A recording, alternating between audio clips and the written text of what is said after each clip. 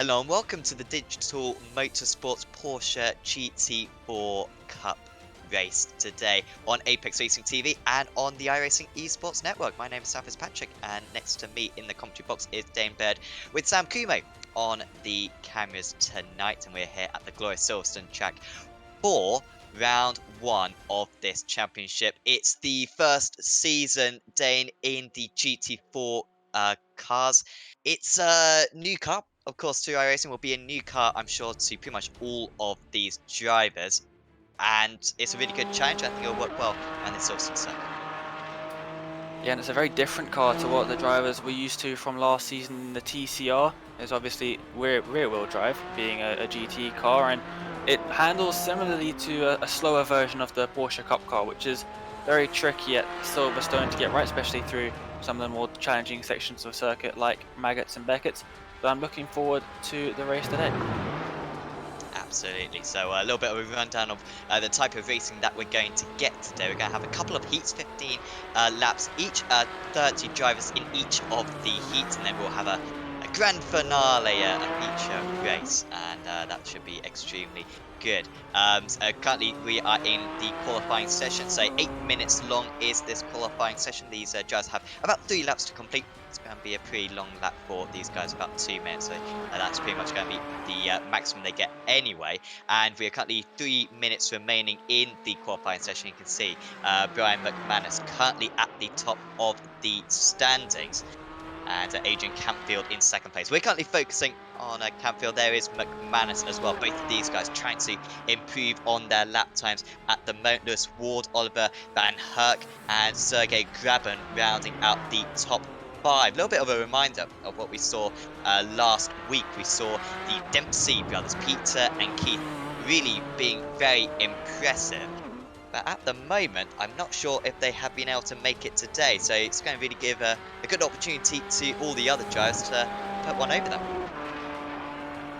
Yeah, definitely, and it's only about a tenth between our drivers at the top of the tables as well, so their second lap is going to be make or break for them. As we've got about 2 minutes left, they're gonna, not too sure if they're gonna be able to finish their laps once the 8-minute timer does take over. We can see Brian McManus coming through Maggots and Beckett's.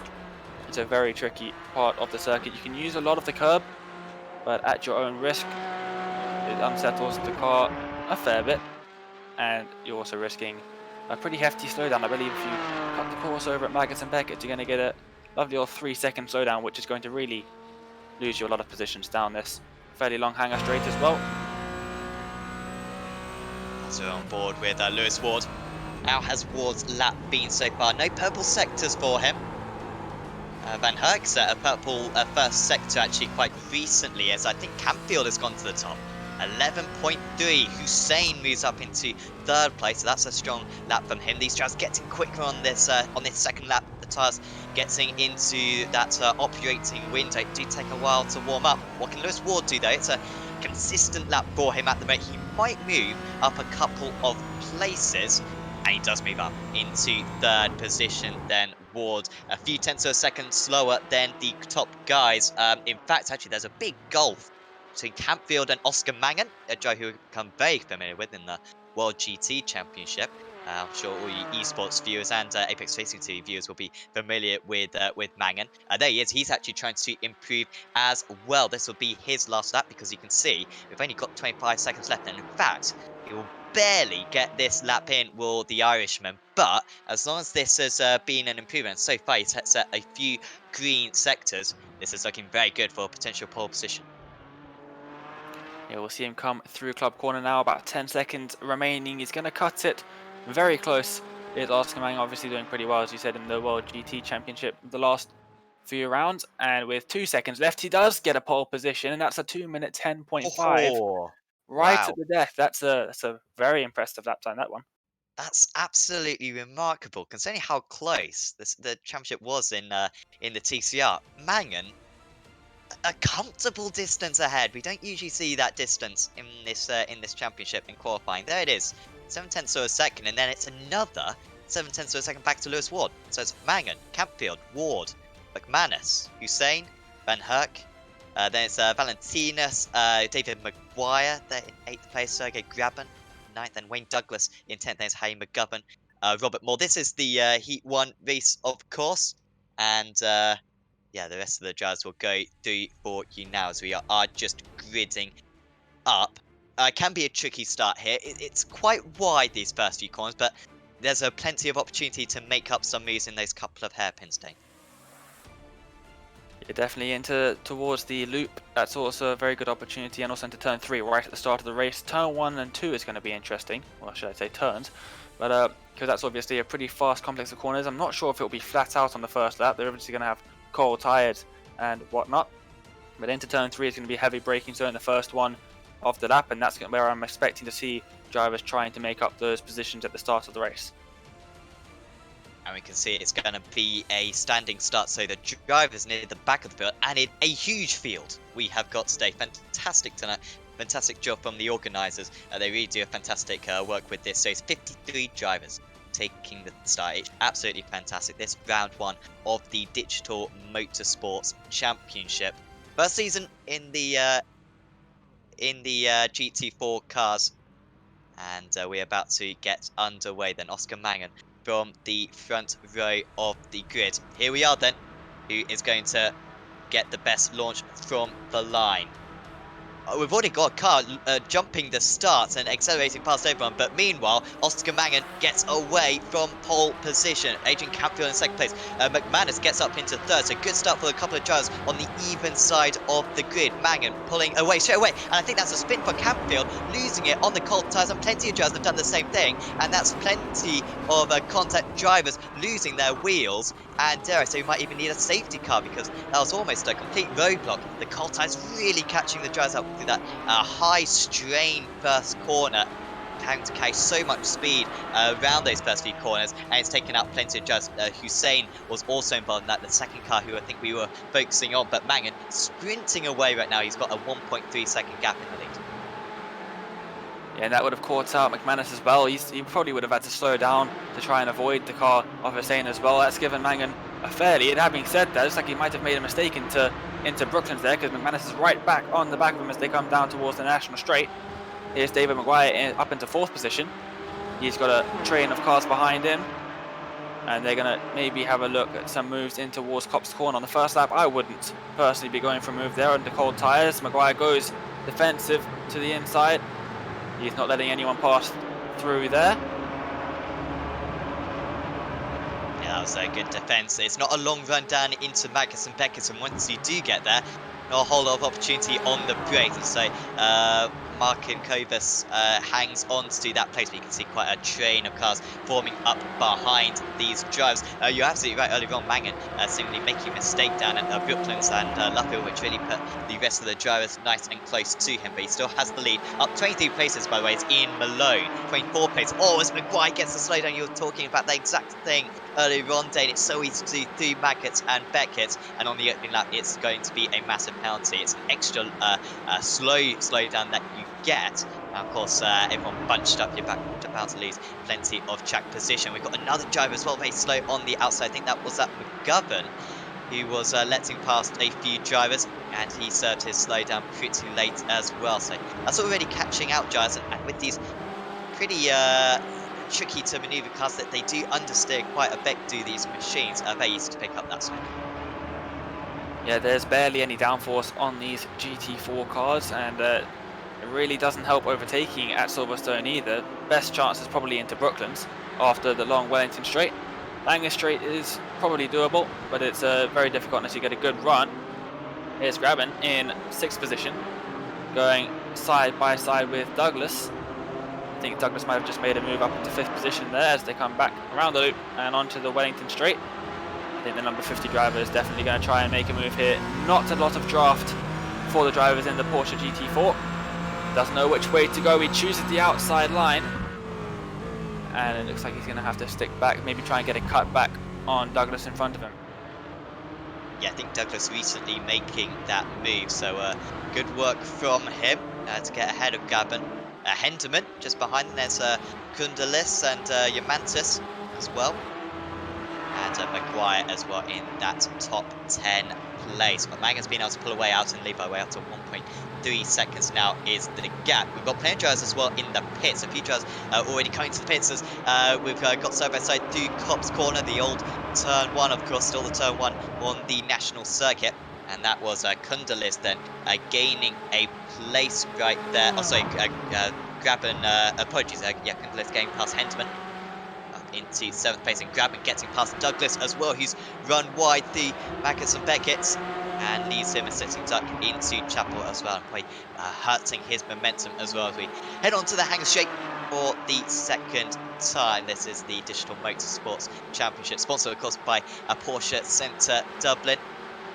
So thanks for them for supporting this. Is thanks for the organisers as well, going on another championship just like this. All British circuits we are going to be visiting this season, and you can catch it every week on the iRacing Esports Network and on Apex Racing TV at this same time slot. Some moves for position being made into Club Corner. That's another fairly good overtaking opportunity as well with these GT4 cars. If you can get a good exit out of Stowe Corner after the Hangar Straight, there's a good chance you'll be able to make a dive down the inside into towards Club. And it looks like Tom Ingram has done just that, overtaking Campfield there. Looks like we've got a car coming out of the pit lane as well. Looks like Mazir in 51st position. Oh, that's very quick across the cars. Oh, that's absolutely stupid to see. Yeah. Adrian Campfield, who of course started on the front row of the grid, he's been taken out in that as well. Deary me. Well, I'm sure the stewards will do a very good job at dealing with that type of behaviour, but it's not what we want to see, especially after the weekend where we saw a lot of controversy about that. Anyway, meanwhile, Tom Ingram in 12th place, who was ever so impressive last time out at Snetstone in the TCR cars, of course, real life BTCC driver. And he was not too impressive in qualifying, never really got a clean race under his belt, unfortunately, through the couple of meetings that he did, but he's certainly shown much more of his pace, and Campfield again involved in something here, and that car is quite expired now. McMullen moves past him into 25th position, now goes the 39 car. Got a few others as well queuing up behind. Yeah, good showcase of the new damage model on this car. We hate to see big wrecks happen, but when they do, they look pretty good on this Porsche Cayman GT4 car. Oh, there's a spin. That is Pat Mattiston in the 27 car, and he's got some damage on the front of his car from that. I think he has some damage from it from an incident before as well. He's obviously just got past the car's limits out of Copse Corner, and that sent him into the inside wall there. I've driven a decent amount on this car, and also Marco Balbino, he used to commentate on these, wasn't it? On this time slot, on the Silverstone GT Championship. He's driven it quite a bit as well, and he's a little bit, he doesn't totally agree with the damage model. He thinks it's a little bit harsh on the front end of the car, how it's a little bit too brittle. I'm not quite sure about it myself, but it's quite nice how you can use parts of your body worked out the bonnet quite easily go. As we see around the outside move here, this could be a very successful overtake. Douglas just moves ahead of Graben, and then there's contact between the two of them, and I think profiting from this is going to be Kundalis, who was just sitting straight behind Mantis as well, right onto the back. But Graben, I think, was the unfortunate part seeing that, and now Douglas is really slow, or sorry, Kundalis is really slow down the straight, and it's nearly 3 wide going into Brooklands. And now Lovefields, Mantis, continue this good strategy of his, which has made off on this lap so far, just backing out, letting the others maybe make contact in front of him. Doesn't quite yield anything from that, but yeah, Douglas looked to say had that moved up, but then was very slow down the Wellington straight. Yeah, I'm not entirely sure why he was so slow. He seemed to get a fairly decent exit. Maybe he's got to slow down for extending track limits somewhere along that section of the track. But like you said, Mantis taking the smart move, not making me 3 wide in towards Brooklands. That never ever ends well, 3 wide into Brooklands. Tightens up into Luffield as well. So playing the smart game. We're only 4 laps into this race, and he's just going to sit behind Douglas and Kundalis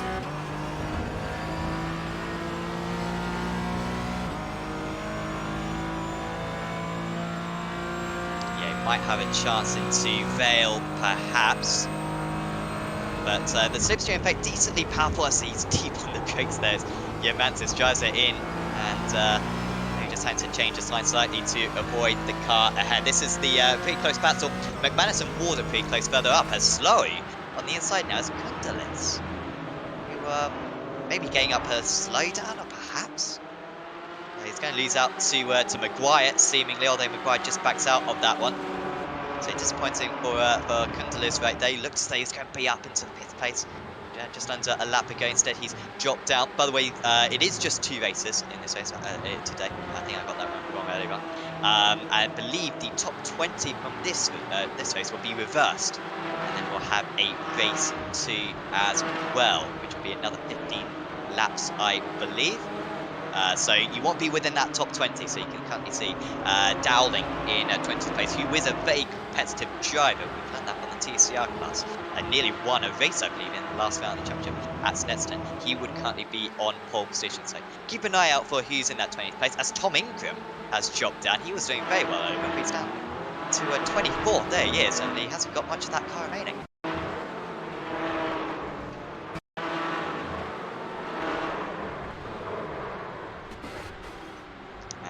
Tom Ingram going off the track, so it doesn't look like he's gonna be within the reverse grid once again. A frustrating day for Tom Ingram.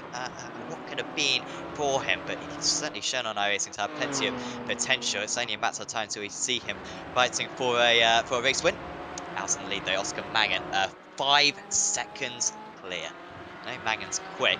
The McLaren 12C drives in the World GT Championship, but he's certainly matching that pace in this GT4 car. He's comfortably gapping these drivers behind right now. Yeah, he's going to be one to watch in the feature race. Obviously, if he carries on like this, he'll be starting down in 20th position. He's going to have 19 fairly quick drivers in front of him, so that's going to be interesting to watch in the feature. But right now, he's setting times pretty similar to his pole position lap. Last lap was a 2 minutes 10.6. His pole lap was a 2 minutes 10.5. So he's lapping very consistently quick. Here's Mangan. Here's the drivers behind him. There's Brian McManus with Ward just behind him. So they come to cross the line to start lap 6. And I can't imagine anyone going side by side into turns 1 and 2, but Ward might decide to stick his nose into turn number 3. He's not close enough this time by. Could perhaps use the traffic to his advantage. They've also already got past Ramsey and Wingfield just behind. Also look at Martin Kovas, 4 seconds behind. That's quite a bit at the start there, Martin Kovas, but he's been catching up since. It's an Irish 1-2-3, so I'm sure those flags will be waving very high right now. There are plenty of Irish drivers in this series, of course. Stack is going to be overtaken here. Ward doesn't want to lose too much time. In the TCR series, I believe, last season, I believe it was fixed setup. I don't believe it's fixed setup this season. So it's quite interesting. It would be great to have an interview with a few drivers later on as to what settings they're using, because there is an option when it comes to basically the assist in this car. So you can control the amounts of traction control, the amounts of anti-lock brakes, and stability control that you can have as well. Very interesting because it vastly changes the car. When it's on 10, it's the easiest thing to drive. It's easier to drive than your road car.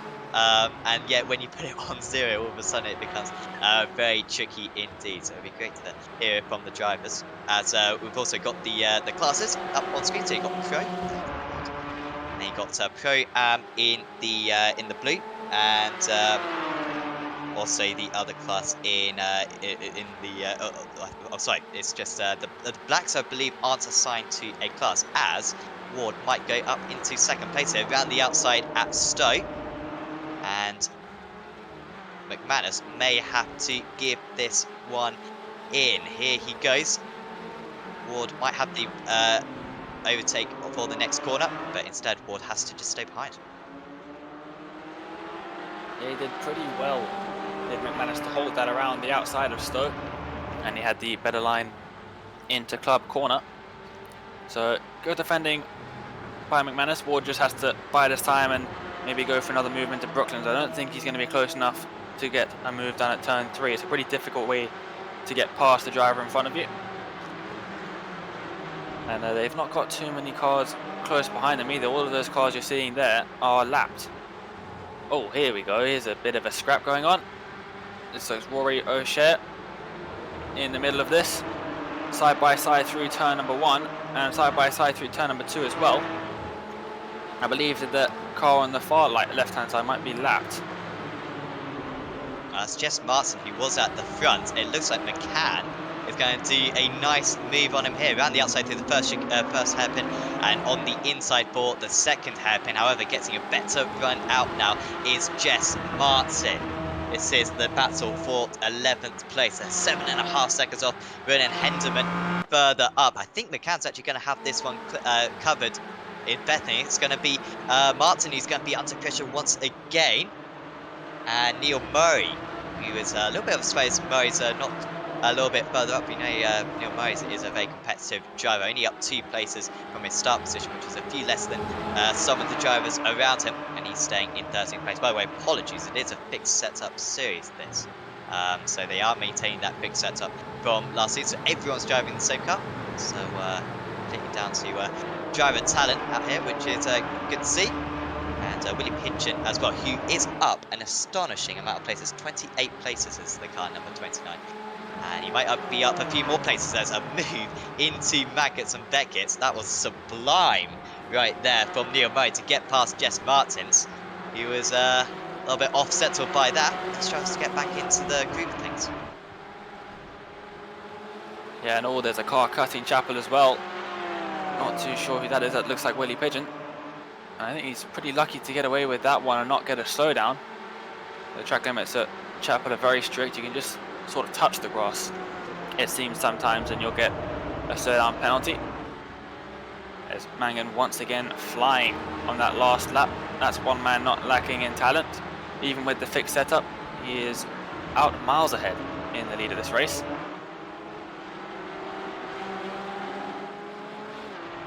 Absolutely, 8.5 seconds now. And that gap's just been going up by 1.5 seconds a lap every single time. And I mean, last season, we saw Keith Dempsey win the championship with, I think, a round to go.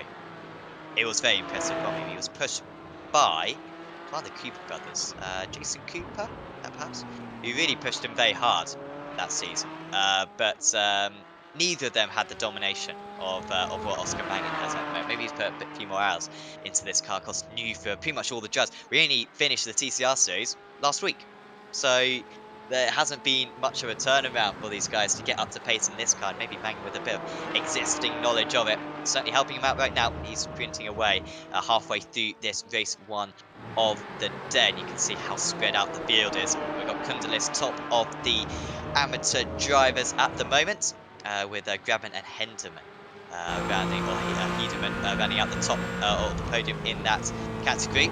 And Ward just can't get McManus. Any ideas why Ward can't get past McManus? Because we've seen him really close. You'd think you'd be able to overtake in this GT4 car, but he just can't manage it at the moment. Well, if Sim Races Asia and iRacing Israel League, which both had GT4 races at Silverstone or anything to go by, the car always actually is going to make a move once again into Stowe. Down the inside. Is McManus going to hold it around the outside again? Yes, he is. Is he going to be able to make the move stick? Or it looks like he's just pushed him all the way off the circuit. McManus goes to the outside for club. Let's see where he ends up. He's going for the cutback into the second part of the corner, and he gets a much better line through there than Ward, but Ward's just placed his car perfectly, and there's nowhere for McManus to go. He has to lift off the throttle and cede the position back to Ward.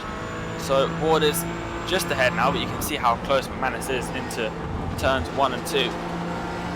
Is he going to try and make a move into turn 3? I wonder. I think he's just a bit too far back. That was a great move, though, in the end by Ward. I was surprised that McManus didn't cover that one off more for Stowe, but you can see how feisty it was trying to get the power down. Unfortunately, through Vale, it doesn't work fantastic as a part of the of a overtaking spot, does Vale. Because you kind of have to slow down for your opponent through the second part of it, because you go single file through the third part. But no, it's still a very good effort there from McManus to hold him to the place. Now the question is, can Ward pull away? driver that we have seen in the Sim Racers World GT Championship before. Always very consistent is Lewis Ward in the hours in the GT3 cars. He's showing good skill in the GT4 cars. Kundaliz, he is back up into 5th place. He's got back past Douglas. However, the Yamantes and Maguire, and I think Graben as well. There is a Graben at the back of this in 9th place. I remember Graben got shoved off earlier on by, I believe it was Douglas, wasn't it? Who shoved him off. So I imagine Graben would quite like his payback, I reckon. Yeah, definitely. He's just trying to latch onto the back of this 4 to 5 car train here. So come through Magnussen Beckett's, this is going to be a sight to see. All the cars filing through there in single file. Looks like Douglas is right on the back of Cundless as they come through here. Look at that. Almost sticking a nose down the inside of Beckett's. So they come through towards Chapel now. And he's going to be right on the back as they come down the hangar straight. All the drivers seem to be respecting track limits, so no slowdowns this time by. And here we go. Douglas just behind Cundless. Is he going to make a move in towards Stowe? No, he's not. He's not close enough. I thought he would be closer after Magnussen Beckett's how close he was at the exit, but it looks like Cundless managed to just pull away there. Yeah, he seemed to be surprisingly safe. Maybe Douglas doesn't want to overtake into Stowe. Maybe he wants to overtake somewhere else on the track. Although he's actually dropped a few tenths. He's done up to 9 tenths to a second now. The gap between these guys. So a mistake seemingly, or maybe just a little bit cautious. Didn't see any mistake from Douglas there. And yeah, he's now 1.1 seconds off Kundal's. So will be great to see Kundal's mentality today. He's top of the amateur drivers at the moment, or the pro-am drivers at the moment. And he can lose to pretty much all these guys bar Graben and still win that amateur class. So it must be very tempting for him to just kind of sit back and let those guys go, but it still seems to be racing quite a bit.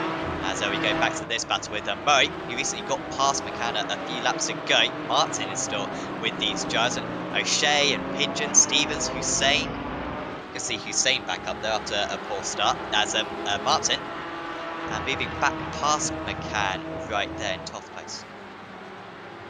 Yeah, that was a pretty interesting move there, up the inside of the kinks, but just before the Wellington straight, and Martin manages to keep it under control through Brooklands and through Luffield as well. Onto the national straight they go. There's only about 7 minutes left of the race. I'm not too sure if they're going to get all 15 laps in time in this first heat. I'm not sure if it's going to take the last option or if it's going to take the first one that finishes. I don't think they're going to make it to 15 laps, I don't think. So we've got 5 more laps after this one, don't we? And we've only got...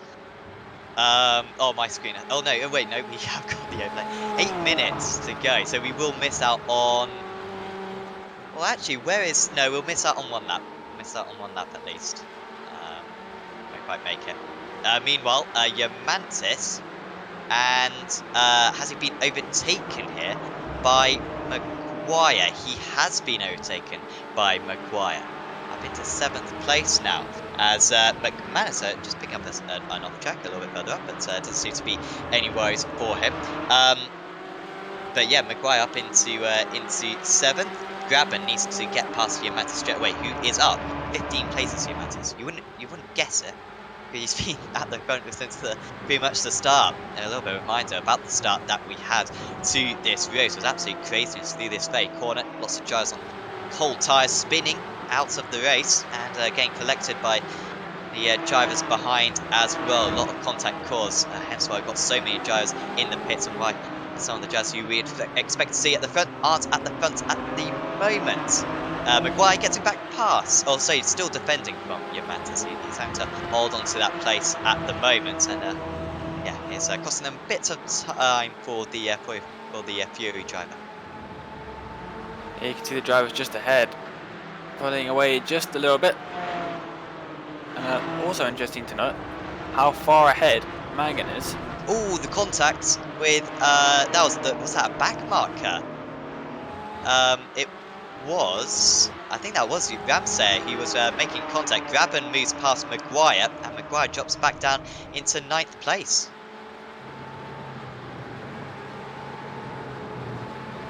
shame for McGrath right there. We might get a replay of this. And yeah, it was Ramsey then who he hit, who very much had enough of that. Unfortunately, I don't think you can get into the national pits.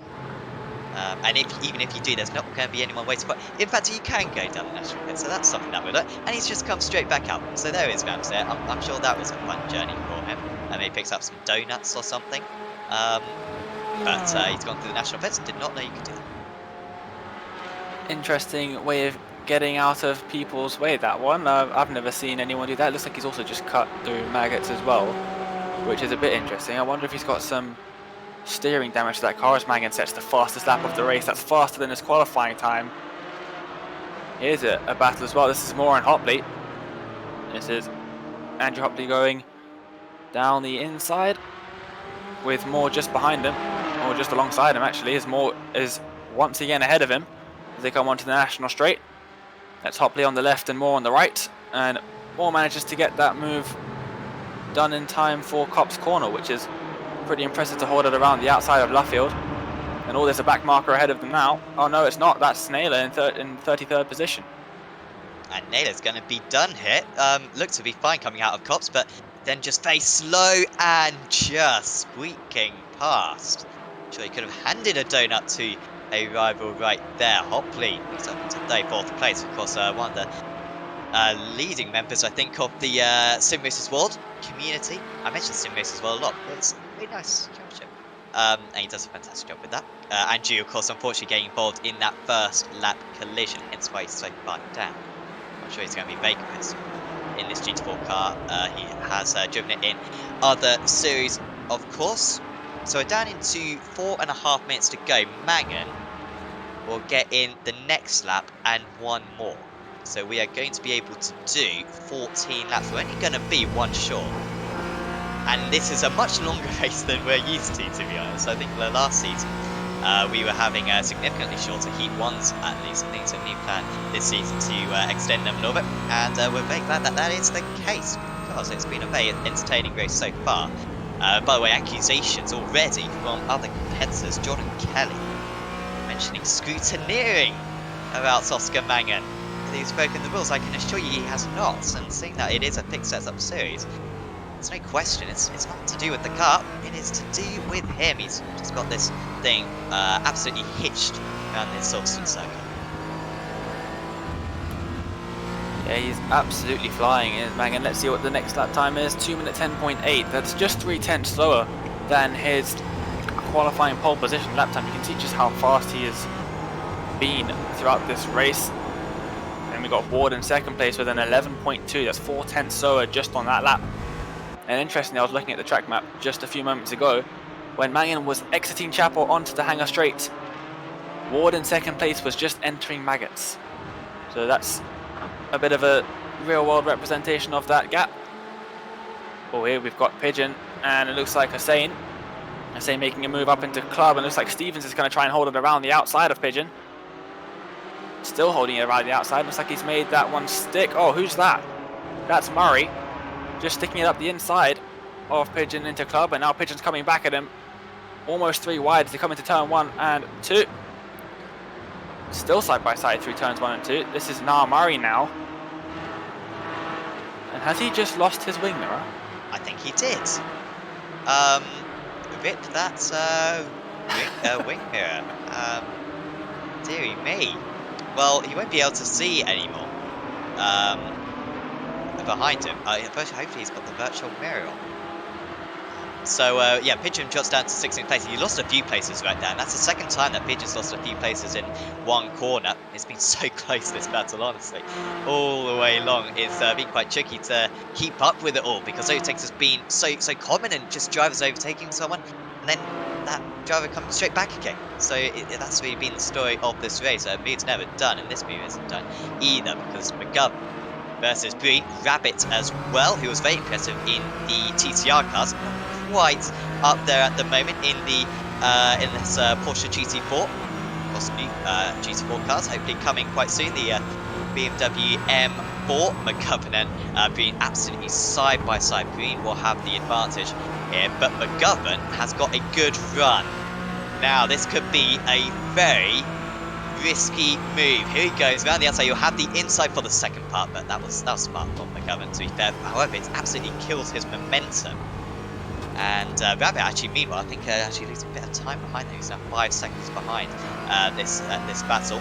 But McGovern having to back out of that one, and he's going to have one more lap to go to make that move, because Oscar Mangan is on his final lap. You can see from the time we've got 1 minute and 5 seconds remaining in this race. Mangan's not going to be able to complete a lap that fast, despite the fact that he is extremely quick. So this will be the last lap of the race. He's still 12 seconds ahead. Ward dropping McManus. Took him a while to get past McManus, but actually, since he got past McManus, he's been extremely fast. He's actually lapping 1 second faster now than he was earlier on in the race. So if something does happen to Mangan in race 2, Ward, I think, will be the big favourite. But it's rare to say this, Dane. Usually, when we have these reverse goes, you don't expect the race win from race 1 to win again, but the domination that Mangan's had, I think he's the massive favourite coming into race 2. Yeah, and I think it's a half an hour feature race once more, so I think we're only going to get another 14 laps, and he is absolutely flying compared to the rest of the field. I think if he can get past Ward and McManus early on in the feature race, he'll have a very good chance of taking at least a podium position, I would have thought, for the feature. But definitely racking up some good points here in the first heat as he comes down the hanger straight for the final time. Harry McGovern, by the way, has had an off on this last lap. He's down to 22nd place.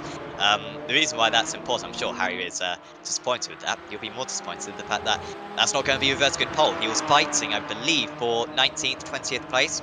Now they're down in 22nd place. He's not going to be within the reverse grid. So guys, in this battle, don't go crashing. Got Keith Rabbit 6 seconds further back. Hopefully they won't have an incident. But meanwhile, out in lead, Oscar Mangan. Total domination. He's going to take the first race win of the season. Oscar Mangan, car number 10, wins race 1 at Silverstone. Congratulations to him. Was a awesome display on that last lap. Sets a lap time only 2/100ths off his fastest lap, so he was so consistent there. Going off the circuit in the background, I think there had been a back marker. Yamantis defending against Graben. In fact, it was Maguire. He was going off. He was dropped behind Graben. I think potentially on this lap, Graben's not going to have enough though to get back past Yamantis, but it is still a strong 7th and 8th. Top of the amateur drivers with Condolis, and second place out of the amateur drivers will be Graben. Hedeman in 3rd place in that category. In fact, Craig Breen as well. He's in this tight battle. Oh, there's not a room there, mate. Got that down and go. Malone will finish in 20th position, seemingly. And if that does turn out to be the case, it'll be Ian Malone then on pole position for race 2. Keith Rabbit is going to miss out in 21st, and so too will Harry McGovern. That was a great race, I thought, Dane. So many overtakes up and down the field, and it looks like we might still have one more. Yeah, this is Robert Moore, and it looks like McCullin just in front of him, and they're going to go side by side into club for the final time. And this isn't for the final position on the grid for the feature.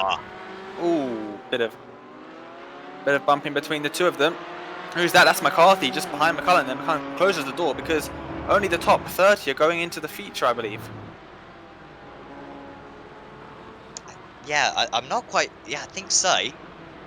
That's who tries to get into the feature. So yeah, you're absolutely right then. So McMullen gets in, McCarthy doesn't. So that was the cutoff. So I'm not 100% sure about that one, but I think you are right. And the top 20, I think, will be reversed as well. So that, I believe, is everyone across the line, apart from maybe Tom Ingram, who might be stuck out on circuit or something. Not quite sure. But now, actually, I think we might be able to get the results up then. We're just going to have a short warm-up session before the second race of the day, 3 minutes. Okay, that's plenty of time to go through these results. There is Oscar Mangan, wins out, 13 seconds ahead of Lewis Ward. Brian McManus rounding out the podium. Valentinas marking Kovas in 4th place. Arturus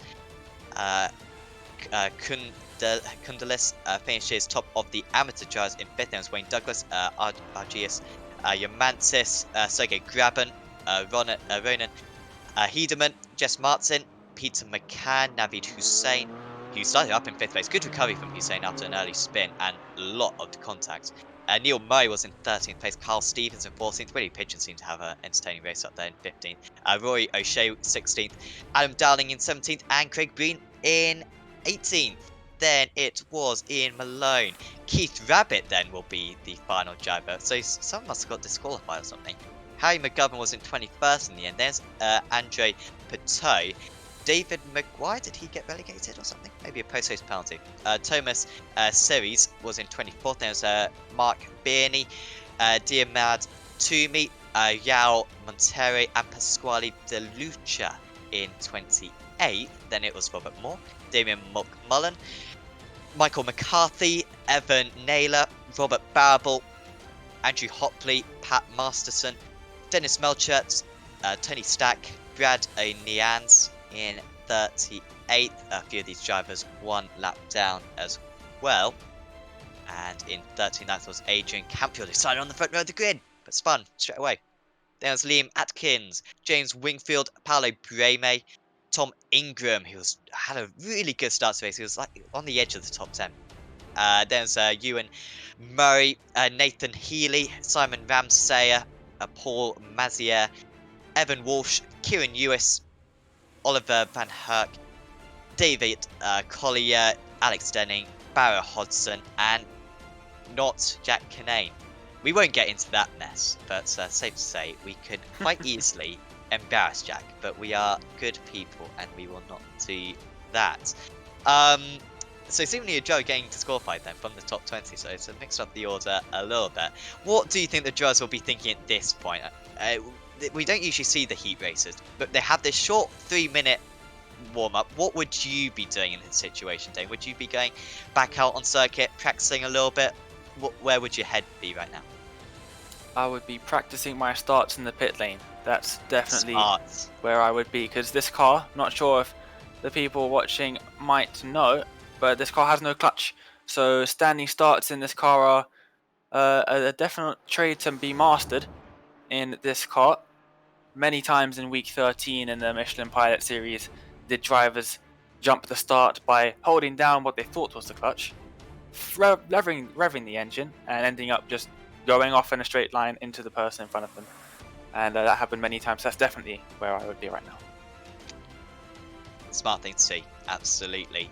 Let's see if any drivers have done it.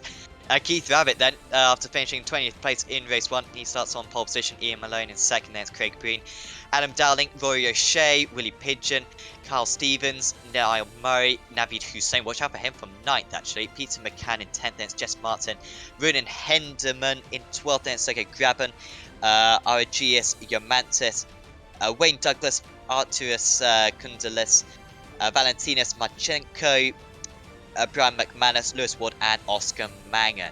That is the top 20. The rest of the order will go through for you now. Does seem like everyone's eligible for this race, which is all quite nice, isn't it? Was just a reverse of 20. On our screens from the heats, it said only top 30 go through, but seeing that just the way that they set up the session means that everyone gets in. So watch out for the likes of Tom Ingram and Koki and Lewis as well. We know he's pretty quick, starting from the back of the grid. So here we are then, straight away a jump start. Charles aren't getting good at that.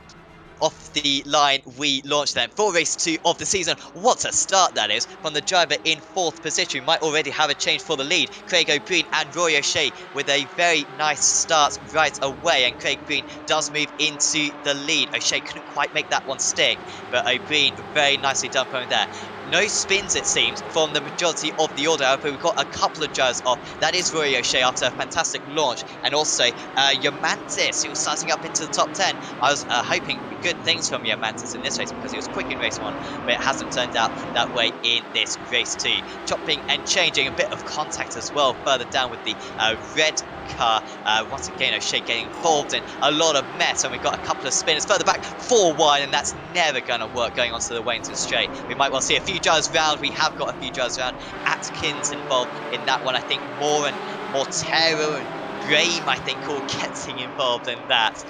But no, so better start than race 1. It looked like it was going to be for a second. Oscar Mangan going 3 wide through the loop onto the Wellington straight for the first time. He's up into 12th position. So straight away, he's had a fantastic start. There he is on the Oh, that's national a big straight. crash.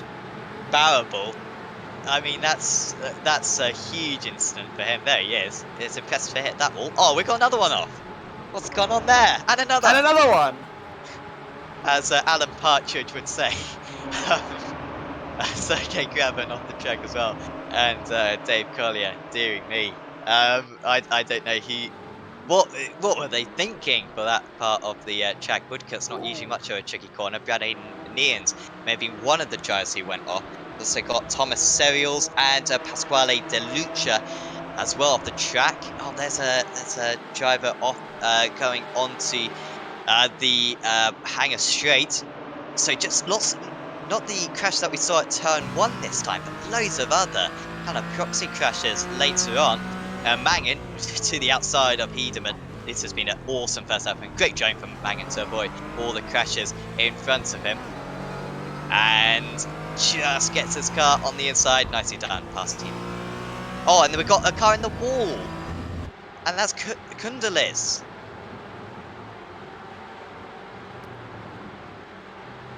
I'm a bit speechless after that start. That was pretty incredible. All of the just sheer number of drivers that just found their way into some kind of wall after that first lap.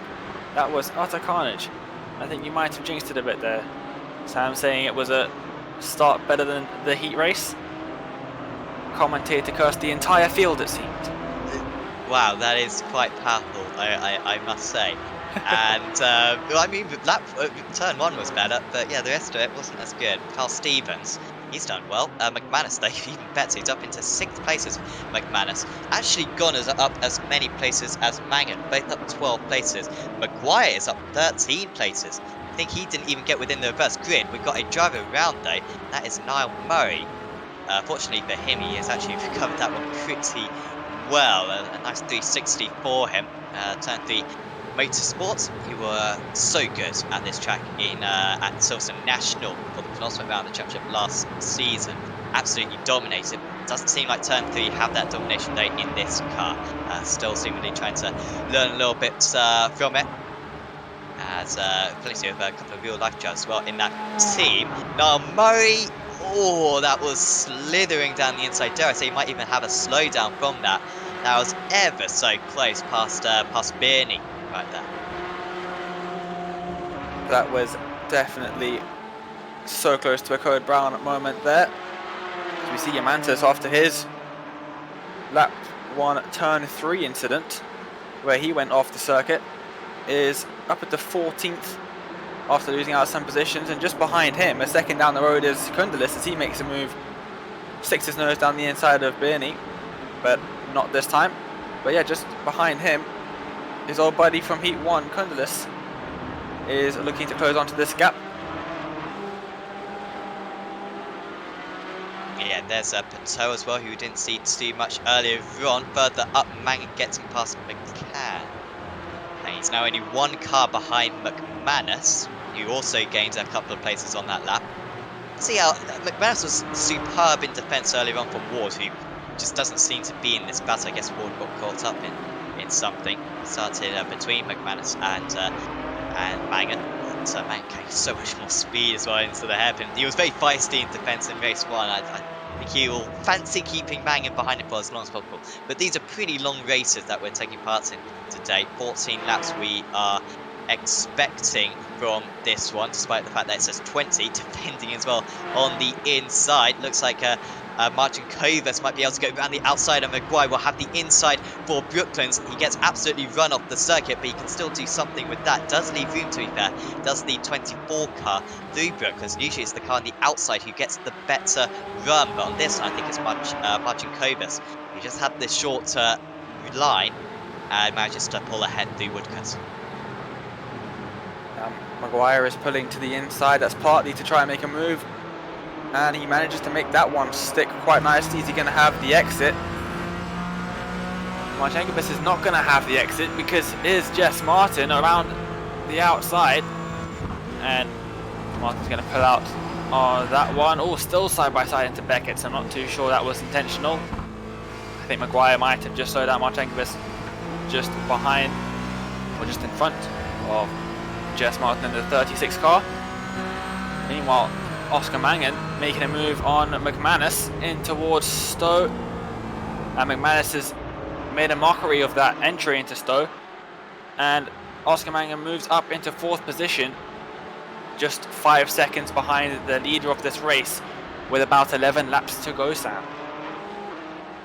Yeah, awesome driving from Mangan, and I was hoping McManus could keep him behind for a lap or two. Hasn't turned out to be the case. Craig Bean with a 12.3, by the way. I wonder if you could get the weather up on screen. I think it's pretty much the same as race 1. I don't think it would have advanced any further. 21 degrees air temperature, 29 degrees track temperature. So, I mean, absolutely sweltering for the UK. But not too bad compared to other circuits that we visit. Says another great move there from Mangan. It's so wide, that part of the track. Really does offer fantastic racing quite often, bringing up into the top 3 places. But in race 1, Mangan was doing mid 2-minute 10s, already in the mid 2-minute 11s, and that's with Ooh. overtakes. Big slide in the background. I think that was Kundalis, perhaps.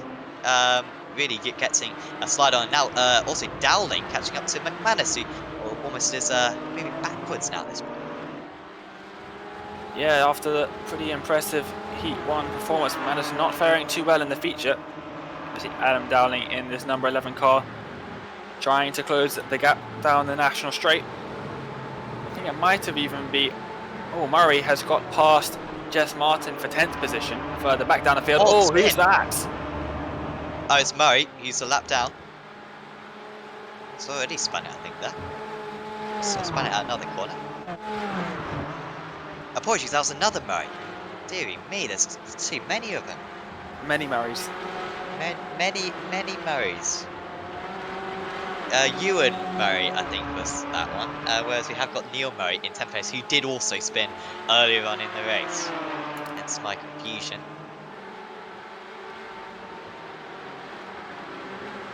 Heederman, close right now. We've also got this Murray, Neil Murray. And that is Heederman moving past him. By the way, Malone, you can see in the blue, a little bit of a rundown as well of the classes that we have. So if they're in red, as we've also got Ian Malone on the track. That was 2nd place, I think, for Malone. It's very slow letting these other cars by. Drops down to 8th place. So the red are the pros, the blue are the AMs, and the blacks aren't assigned to any class. So it kind of seem that they're pros, I guess, but they're not strictly in any championship, I believe, at the moment. Campfield is back into the pits, and it's a shame. Awful day for Campfield. Remember, he qualified up in 2nd place. He was so quick, wasn't he, in qualifying, where he was 7/10 off Mangan, but 7/10 ahead of everyone else. And it just shows how quickly things can change for you, where he gets involved in a couple of first lap shunts, and that's the end of your day. Yeah, it's unfortunate for him. Meanwhile, with all that's gone on, Mangan up into 2nd position, so he's already got his sights on the lead of this race. McManus back up into 3rd, obviously, with Malone making that mistake. But Sam, did you just curse Malone as well? Oh, I did, didn't I? I said he was the leader. Whoa. It seems the power is strong with this one. Heederman now leads. That was a proper curse, wasn't it? Heederman leads, and well, that might be a curse as well. And well, Woodco's being pretty treacherous. Hopefully he doesn't lose it there. He doesn't. Let's see what the 46 car can do. And he's onto the back of Stevens now, who is having a nice race. By the way, we do have a driver called Kip Stevens, who's been a regular on Apex Racing TV for many years. The 6 years, and so when I see K Stevens, it's quite confusing. But it's not Kip Stevens, it is Carl Stevens up there in 6th place. As go back to this battle game, Murray still defending against Marcin Kovas, just cannot get past, and this is looking very close as well. McCann and Stevens getting past Dowling. Heederman is right with these guys as well, and there goes Stevens. There goes Stevens trying to get past McCann, didn't quite work out for him. And after this, Dowling drops a few places, or for a couple of corners for him. Hedeman having a great race up into 6th. Contact though with Stevens, and Hedeman slows down because of that. I think that was his fault for the contact. And now look at how Malone and Maria Marcinkovis are going to get involved in this. This looks like it's going to be a good scrap in the background. It looks like Jess Markington as well, having a bit of a scrap out of club corner. Is Kyle Stevens in 5th position, leading this little train that we've got forming up, with Hedeman just behind Dowling and Malone. Hedeman and Malone fighting for 1st and 2nd in the Pro-Am class. But it looks like they're not going to be able to make any moves just yet, as it's showing on my screen that McCann is out, and it looks like he's having some serious connection issues, blinking away, but hopefully that doesn't cause him too many problems. But they're coming up to a lap car as well. This is going to be interesting with all of these cars trying to get past. Flashing the headlights. Here's Stevens, here's Peter McCann, just ahead of them. Looks like he might have slowed down a little bit as well. The lap driver not making it easy for them, is he? Yeah, and he might get in the way here through Cops. Is this going to hurt? It was the car number 11 had to run very wide. It's not even a good run for the car number 11. And now I think Dowling might lose a place here, and they're still not getting past. 3 wide into Cops. Oh, that was lovely into Maggots and Beckett. And I think, was that Murray who gained a couple of places, storming through the middle of them. Nice work there, Niall. Nice work. There was only one direction where that was going, and if you get that pun, then congratulations to you. But he's up into 6th place, and Dowling and Mark Chinkovas also right with these guys. They're all bunched up. They were kind of 2 different groups before, not anymore. And Murray moves up into 6th place. Oh, bit of contact with Malone and Dowling. Big loser from that one was Carl Stevens. He got looked like a slowdown out of Chapel, and he's dropped all the way down into 10th. And he's going side by side to club with Marcinkovas. There he is, around the outside with Marcinkovas. Oh, and that's David Maguire and Jess Martin also getting through this. And Stevens down to 12th now. Look at his lap time there. That was a 2 minutes 17. 3 seconds slower. The drivers around him, I don't think he made a mistake. He was just pushed offline a few times and lost out massively because of it. Now behind Maguire and Martin, along with plenty of others. That's going to be contact with the 48 and the car number 11, Dowling and Marcinkovas. It's just so tricky to know who's going to win out, and we're not totally familiar with how quick all these drivers are, at least in this car. We've seen a few of them in the TCR, but so many fresh faces.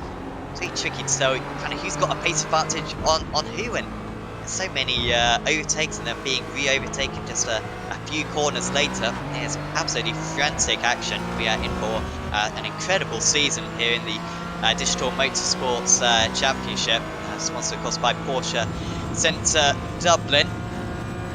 And once again, the organisers of this championship putting on a superb season. I've got plenty of experience now after the few seasons that they have put on, but they just keep on making it better and better. We've got a bumper grid today, pretty much an entirely full field, which is awesome to see. Marcinkovas making slow progress. He was so quick in race 1. I think finished 5th place in race 1, maybe 4th place. Oh, that's a slide though. And he's going to lose out coming out of Chapel. Martin, the amateur driver, moves up. Opportunistic move there. Are they going to go 3 wide down the hangar straight in toward Cops though? Looks like Marcinkovas, Martin and Maguire all scrapping it out. Oh. Whoa, there's contact and there's 2 drivers around. The other drivers all going to have to try and scramble to avoid these drivers as they come through Stowe. And oh, that's not what we want to see. That's Dowling and Maguire dropping down to 14th and 15th position. As we can see this massive train of cars further back in the field. I haven't seen too much of this in the feature race so far. We've just passed the halfway point of the race as well.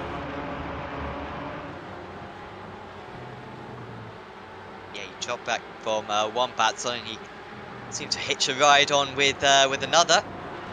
Stack and Ramsay, I could see Ramsay back up there after having a poor race one, up 28 place. Tom Ingram. I don't think we've watched Tom Ingram. Have you mentioned Tom Ingram all this race? He's up into 11th. He's up into 11th. Is the British driver. Phenomenal performance from him. He's got a habit of this, of going from absolutely nowhere to a good position. Tends to then get involved in something and type in the race. But at the moment, it's really good for Tom Ingram in 11th, the British Touring Car Championship driver. Tony Stack with Ramsay at the moment. I think that was potentially a move there for Stack, or sorry, actually remaining in 17th place. So it's the back of Pateau.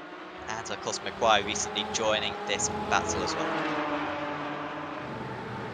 It's also interesting to see that Hederman, Malone and Martin, the three leading drivers in the Pro-Am class, are all bunched up together in 6th, 7th and 8th. So that's something to watch out for as well. Here is Tom Ingram up into 10th position as they come through Maggots and Beckett's. And oh, who's that? Adam Dowling. After an incident at Stowe on the last lap, he's now spun at Cops. Looks like, or has there been contact? Already seems a bit unstable. Oh, he's unstable throughout, and then it was the tap, wasn't it? From Carl Stevens, I think, which finished him off. But tricky few laps there for Dowling. At least that car, I mean, it's got some scuffs on it, but I don't think it's going to be too down on performance at least. Wonder if we could go back to the race leader right now. As someone goes off into it's Buckingham. What counties is this in? Buckinghamshire and Northamptonshire. Northamptonshire. There you go. Splits it right down the middle. Yeah, and I think Stowe is in Buckinghamshire, I believe. It So definitely is. he was properly in Buckinghamshire on that occasion. Anyway, I'll just say how Green is being caught by Mangan as we see an instance for Evan Walsh. And I'm thinking, are you able to see this one, Dave? I am not. Okay, I'm not allowed to see it. But, oh, no, well, I can see it a little bit here. I saw the aftermath, at least. Didn't look good for you, Walsh. Certainly, or Evan Walsh, apologies. Certainly a replay that he will not want to watch back. But ultimately, Green, on that last lap, lost 1.1 seconds. But, on the most part, he's been really good as Craig Green. And he's been setting these 1 minute 11.71. I want to see a little bit worrying for him. His best lap is a 12.36, and so when your last lap is better than your best lap, it means your last lap was invalidated. I'm pretty sure he's getting 1x's on every lap. Is Craig Green, but as long as you don't get slowdowns, who cares? Well, I'm sure the stewards will care because they'll probably give him a penalty.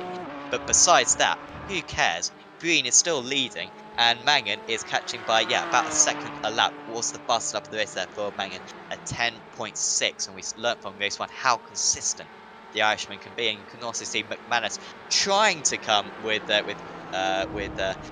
Mangan at the moment. And then there's a massive gap back further behind that. The next car behind them, I think, might be Keith Rabbit. But, sorry, Keith Rabbit is amongst these drivers, I believe. There he is, he's third in line. McManus a little bit further back.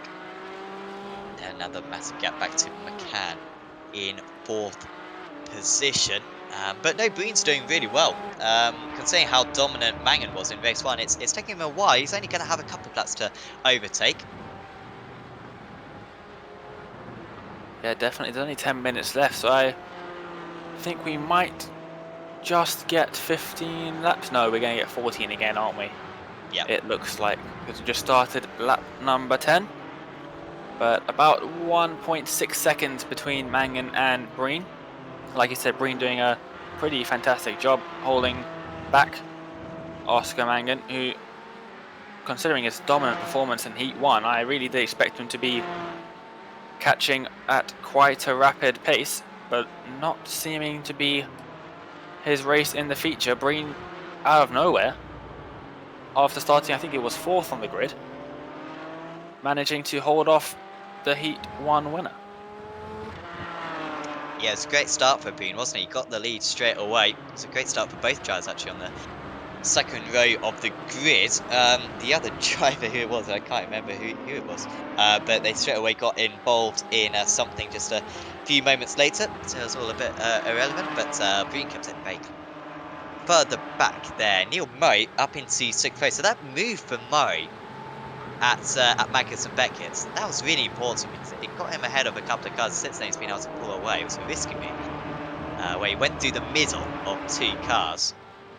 And but yeah, it's worked out very well for him. Hedeman's still leader of the amateur drivers, Malone in second and Martin in third in that category. They are the pros in the red, pro-ams in the blue, and the blacks aren't assigned to either class.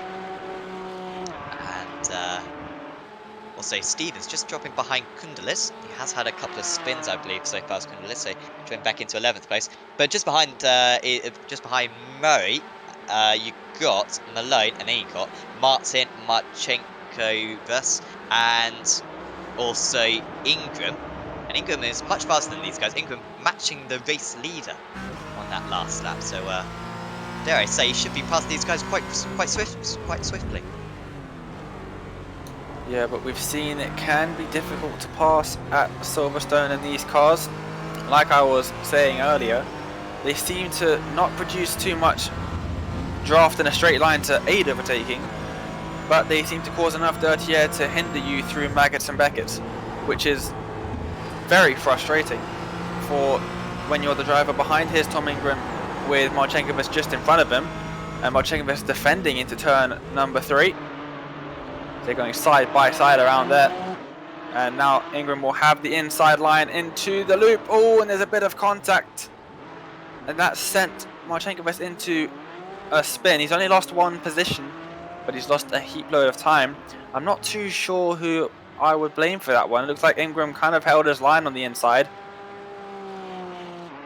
It was tricky to say, wasn't it? Ingram maybe was a bit far off the apex, wasn't he? But then he certainly had the right to the corner. We'll see what the stewards think about that one.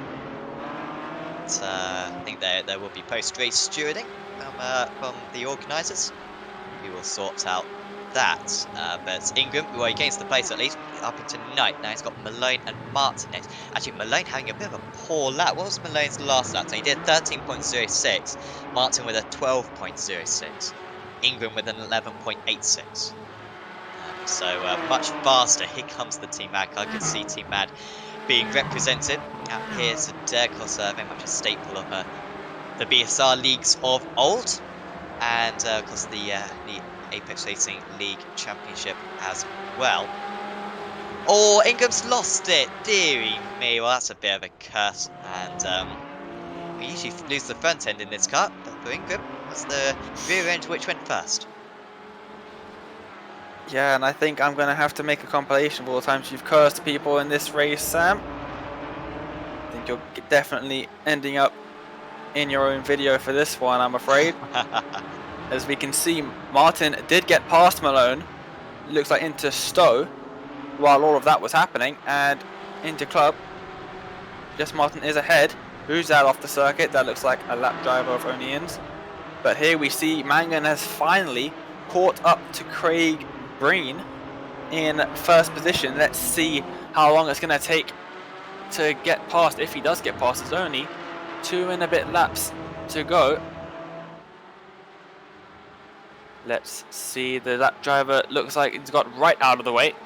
That was Sayers in 35th position, but Mangan right on the back as they come through Brooklands now for the 12th time in this race. Oh, and there's Craig Breen hits a massive bump on the inside there, taking a bit too much of the inside AstroTurf, and that compromises entry into the corner. And Mangan right on the back now as they come into the National Straight. Breen's going to hold the inside line right down the middle of the circuit actually, and Oscar Mangan takes the outside line, breaking at the 100-meter board, trying to get the cut back on Breen out of Cop's corner. It's worked perfectly, but Breen has just positioned his Porsche perfectly out of that corner to reduce the effect of that cutback, and Mangan's going to have to stay behind through Maggots and Beckett's. I'm sure he won't be risking a move through here. Bit of a wiggle as he comes through Beckett's and now into Chapel, as he tries to get a good exit out of Chapel onto the Hangar Straight. So we've got 4 minutes left of the race. We'll have enough time for 2 more laps. Mangan pulls to the outside. Breen defends that inside towards Stowe corner. Is Mangan, is he going to try to cut back? Yes, he is, it looks like. As that driver says, keeping up with our leaders for the time being. Here's Mangan going to look to the outside. Breen holding that inside line into club. Making it briefly side by side on the entry, but Mangan, Oh, smart driving there from Breen. He really slowed him down, didn't he, through that corner? He knows that the how narrow it is coming out of that corner, how you can't really overtake. And well, Breen survived 1 lap. He's got to survive for 2 more. And of course, we are totally unbiased in the commentary booth, but we want to see a fun race, and so it would be quite nice if Breen managed to hold back Mangan until the final lap. But here comes Mangan down the inside. Breen saw it, and once again, really good driving there from Breen. Absolutely stops it to a halt. I mean, if this was the film speed, that car would have been exploded a long time ago because they have slowed down massively a couple of times. Once again, covering the inside line.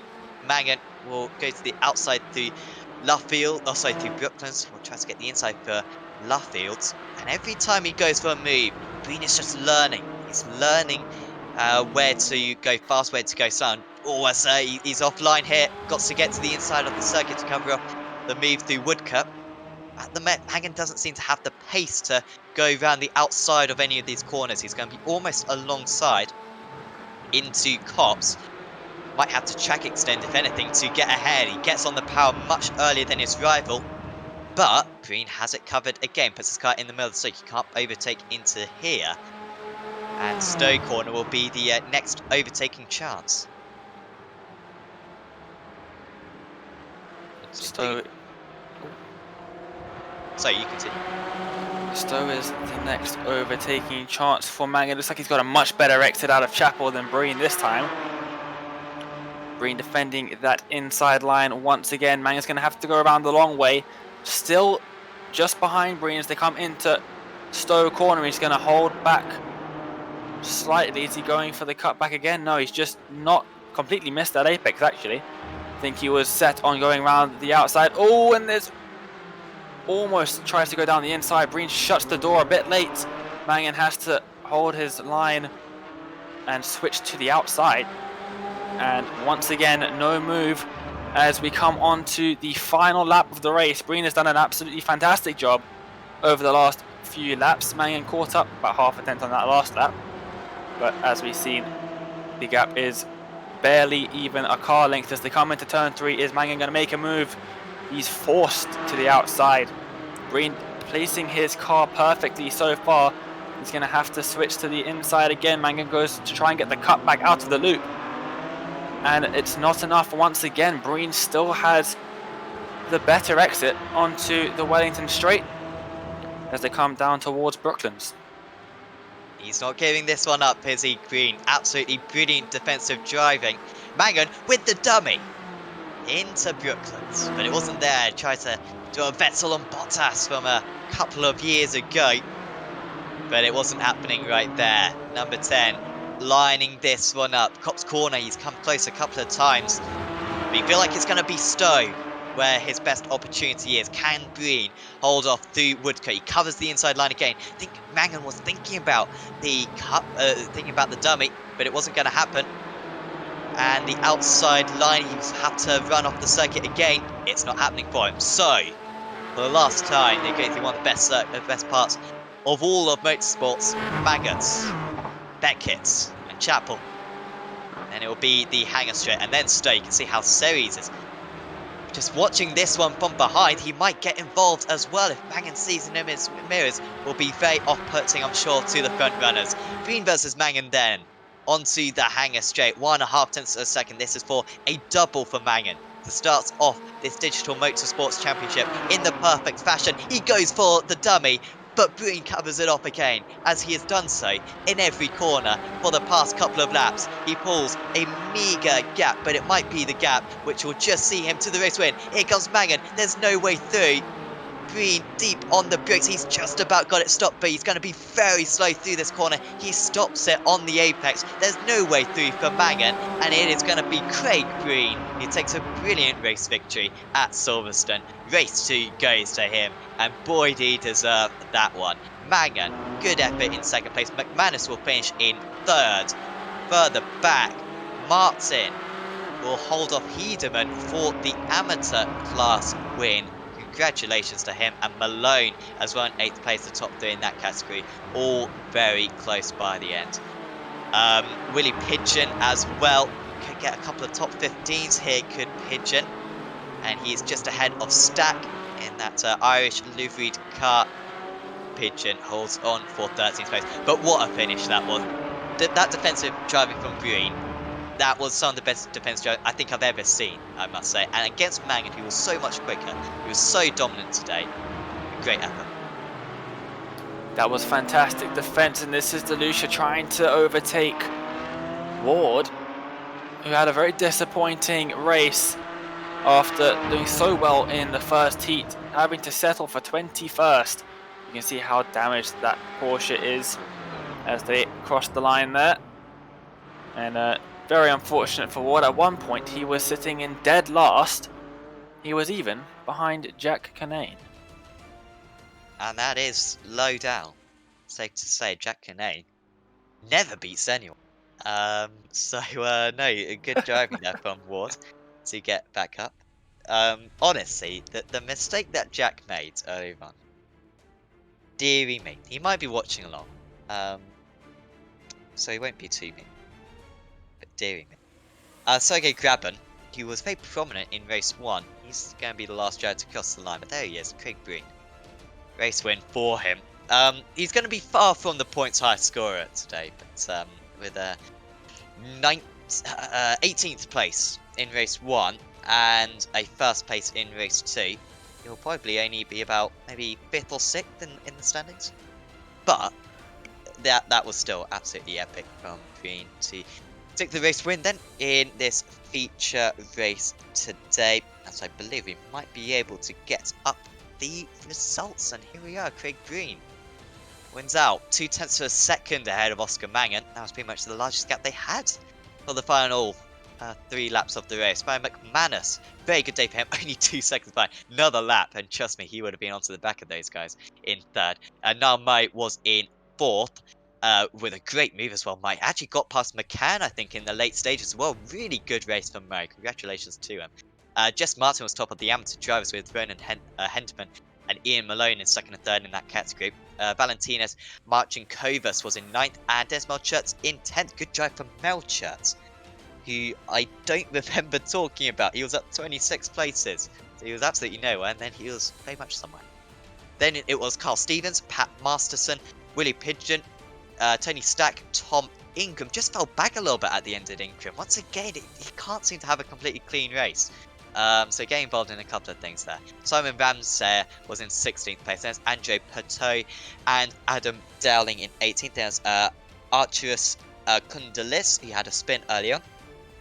Liam Atkins, Lewis Ward, Pasquale DeLucia, Mark Burney, Paolo Brame. Good drive from Brame, actually, up 18 places. And then it was Argius Yomantis, Evan Naylor, Roy O'Shea, Wayne Douglas. What could have been for him today? Dave Collier, Robert Moore, Sergey Graben, David Maguire, Thomas Series, João Montero, Keith Rabbit, Kieran Lewis, Nathan Healy, Diarmaid Toomey, Michael McCarthy, Damien McMullen, and then Andrew Hopley. James Wingfield was the last driver to take the checkered flag. Behind that was Evan Walsh, Brad O'Neans, Ewan Murray, Naveed Hussain, Adrian Campfield, front row of the grid for race 1. Deary me, and he scores pretty much no points today in 47th.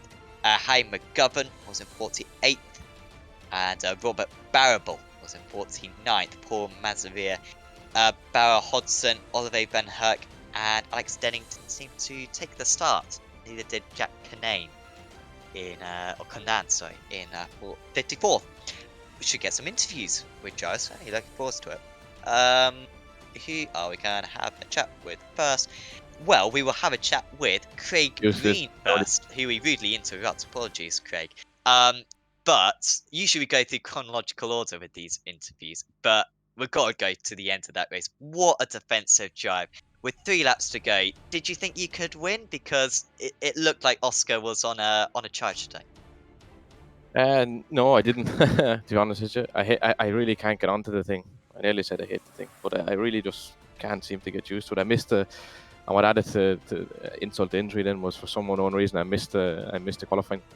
I had some sort of issue just when it was about to start, and yeah, so I started the first race, Stone last, and but yeah, okay, I managed to pick my way up conveniently into just inside the top 20, and that poor devil. Sorry for holding him for about 10 laps. For about 10 laps at the end, he was probably bursting to get past, but just about managed to hang on. I had to go back to my carton days, and pull up all the experience I had.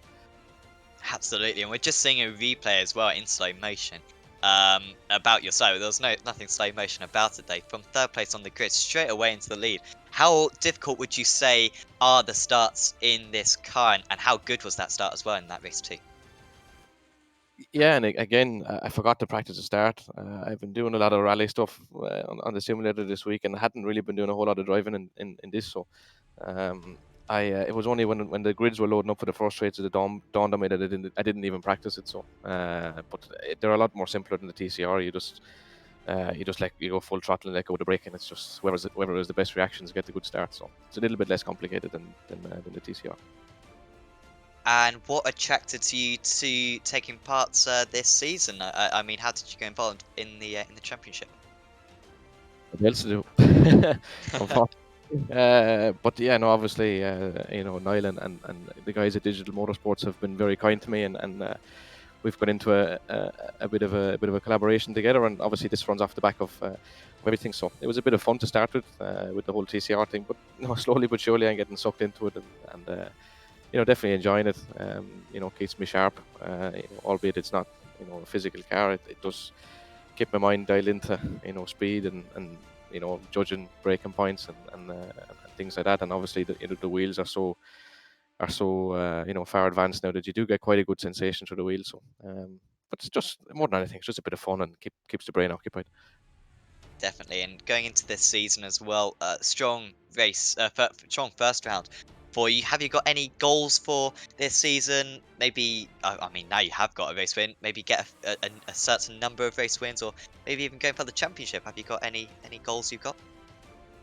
Goal will be to drive a real car before the end of the before the end of the. No, yeah, of course. If time permits, I'll definitely keep at it. And yeah, we'll see. Look, I'm not a racer. Again, I don't know if what I did for that, or what I did for those last few laps. I don't even know if that's legal. I don't know if it would pass in a normal racing environment. But look, I'm just trying to do the best I can. I haven't been on circuit with people. Okay, done a small bit of rallycross last year, but before that, it's been karting days, and nigh on 15 years ago now. So 20 years ago nearly. So it's yeah, but it's nice. It is nice to be in competition, and the level is quite high here. Obviously, that. And again, I'm just calling him that chap. I didn't catch his name, but he was obviously so much faster than everybody. So I knew if he came past, if he came past, I would have no hope of getting back in front of him again. So just about hell on. It was absolutely awesome chatting from you today, Greg. Craig. Before we let you go, is there anyone you'd like to thank? Mom and dad downstairs. It's their highlight of the week every week. Netflix is switched off, and they get their hour of racing. And normally they're having to, travel around the world in airports and follow me around, but now they can do it from the sitting room. So religiously, they're there every week, and it's up to shout about this time. Awesome. Well, thanks for having a chat with us, Craig, and best of luck for next week. Perfect. Thank you. That was Craig Green. 18th place in race 1, first place in race 2, epic drive. Right, so at the end of today's action, Dane, who are we going to talk to next? I think it's only fair to get Oscar Mangan into the commentary box for an interview. Race 1 winner, and then second place in the feature race. How could you not get past in that feature race? 3 laps, but the defensive driving in front, was it just too good there? I think I'll be kicking myself for a while for not getting that move done faster. I just didn't want to risk anything. yeah, no, it was good racing, had good fun, and good crack coming through the field. So I'm still happy enough with P2. So I guess that's all you can take away from it. Yeah, definitely the wise decision to not be risking too much. It's only the first round of the season, and second place is definitely better than a DNF. But first race, Heat 1 win, you absolutely dominated. Tell us about that. Yeah, I've had a bit of seat time in this car. I'm doing the Porsche Sprint Challenge on the part of the Porsche Super Cup package. So I had a bit of seat time in the car and said the more sort of racing I can do, the better. So just decided to give this league a crack and just get a bit more seat time and get a bit more used to the car and see if we can find it then. Yeah, definitely getting seat time is just as important in the sim as it is in the real world. Next week or next round, I'm not too sure which circuit it is. Maybe Sam can enlighten me on that one. It's a British circuit. Brands? I think it might be Brands. We'll go with Brands. Do you have much experience driving that? Yeah, a few races done there. Wouldn't be my favorite track now, but it's a good track for racing. And I think be close enough if it's the Indy or the GP, be close enough lap times. So hopefully, pretty good. And just before I let you go, just briefly tell me about the start. It was pretty hectic in the feature race, wasn't it? Yeah, it was a bit chaotic at the start. Just sort of kept my nose clean, and I'm a bit used to reverse grids at the moment from racing in World GT on Monday nights.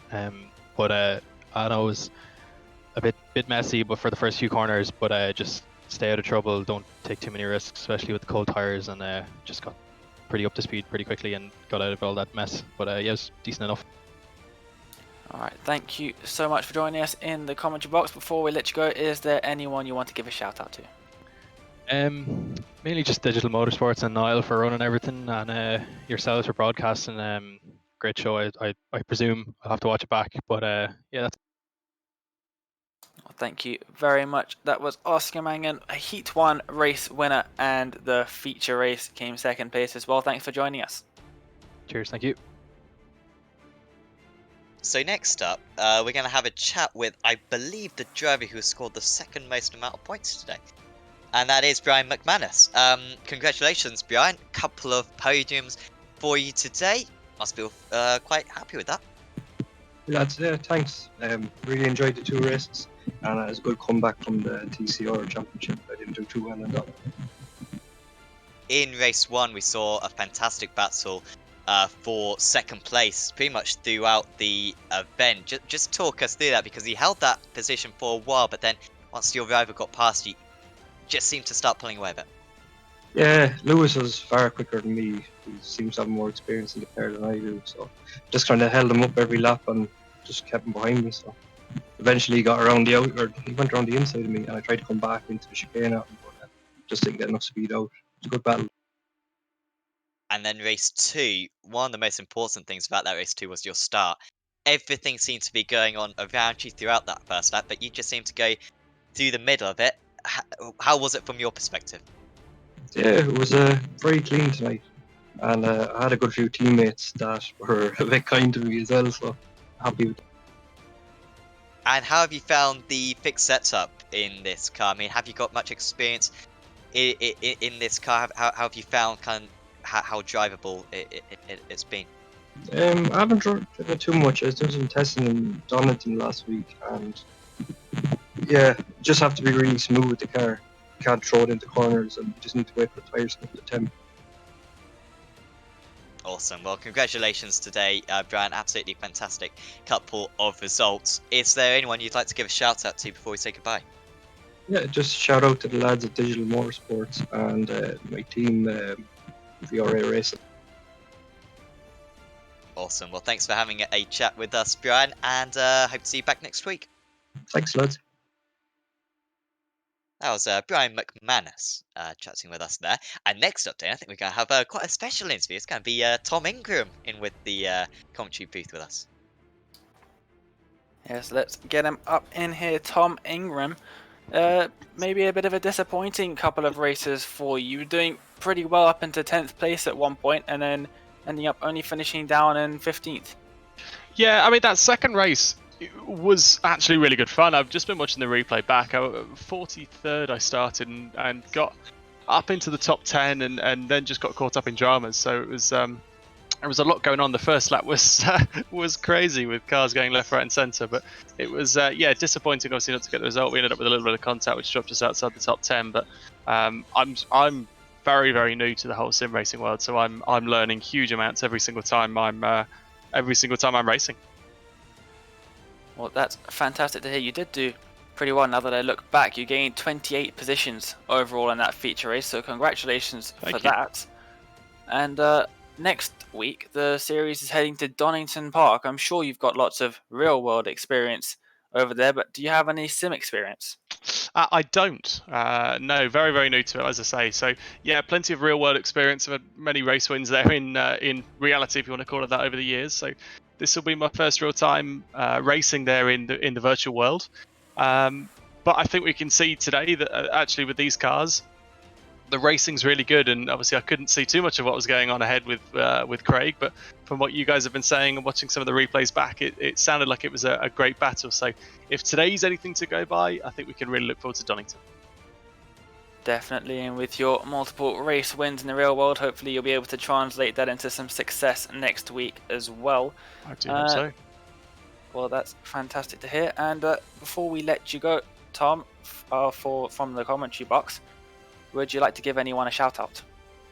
Not massive. I mean, huge thank you, obviously, to Niall and all the work that he does in organising these amazing events, because I can't imagine they're a 2-minute thing to put together. So a big thank you to Niall and all the guys at Digital Motorsport for having me along. And thank you to everyone on my social media. I've had a real big following from people getting involved on my socials, supporting me as well. So big shout out to everyone that's been following me. And I hope that this time next Wednesday you're going to be hopefully talking to me as a race winner. That'd be nice. That would be fantastic. Thank you so much for joining us for an interview, Tom. And like we said, hopefully we'll see you do some good next week. I do hope so. Thanks, guys. Good evening. Tom Ingham Alright. there in the commentary booth, just as you do. Thanks to him and all the guys for having a chat with us. So next up then, Donington. I assume that will be the full layout. I think in last season, I think the organisers would only release the layout that they were going to use like a few days prior to the event, which I think is an awesome idea. Keep everyone on their toes. For Donington next week, what do you think the challenges are going to be on that circuit, Dane? And how do you think these GT4 cars are going to fit that track? Well, Donington's a very fast and pretty flowing circuit as well. Not too many overtaking zones. I guess you could say the chicane at near the end of the circuit, they're doing the full GP layout. So they're going to have that left chicane instead of the shorter one that cuts straight onto the start-finish straight, and then they're going to have the hairpin after that, which, although it's off-camber, can be an overtaking zone as well, and obviously into turn number 1. But throughout the rest of the circuit, it's just going to be getting your head down and really concentrate hard, and try and close up the gap before those overtaking zones, which are all right at the end of the lap. Yeah, that's going to be absolutely awesome. You're absolutely right. Not a whole lot of overtaking spots for the majority of the lap, but then you have those couple of hairpins, which will be awesome. Awesome chances for the drivers.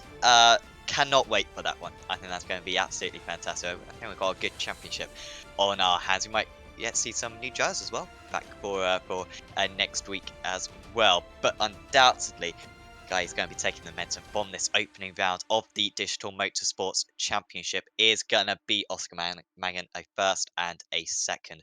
Thanks to Porsche Centre Dublin for sponsoring this series. Certainly do check out that probably on their website, and also digitalmotorsports.com as well for the championship that these guys puts on. Hopefully you have enjoyed the show. Of course, there's plenty more coming up on the iRacing Esports Network at some point. So yeah, absolutely loads of stuff from dirt racing to oval racing, GTs, probably more GT4 stuff. Of course, we've got like the World Championship with the Porsches Cup cars and these GT4 cars. So just subscribe to the iRacing Esports Network, and you can watch all of that stuff and turn on notifications as well. So you can always catch if a live stream goes up. And also, if you wouldn't mind, please do check out Apex Racing TV, which I'm sure many of you are watching on anyway. Got many other series like this, and also just to please Dane as well, I will give a shout out as well to our Facebook page, our Twitter, and our Instagram. Like all of that stuff, we would mega appreciate it. Thanks for tuning in. Hopefully you've enjoyed this opening round of the Digital Motorsports Championship. We'll be back with you next week. But for now, from me, from Dane, and from Sam, we're going to say goodbye, and we'll see you next time.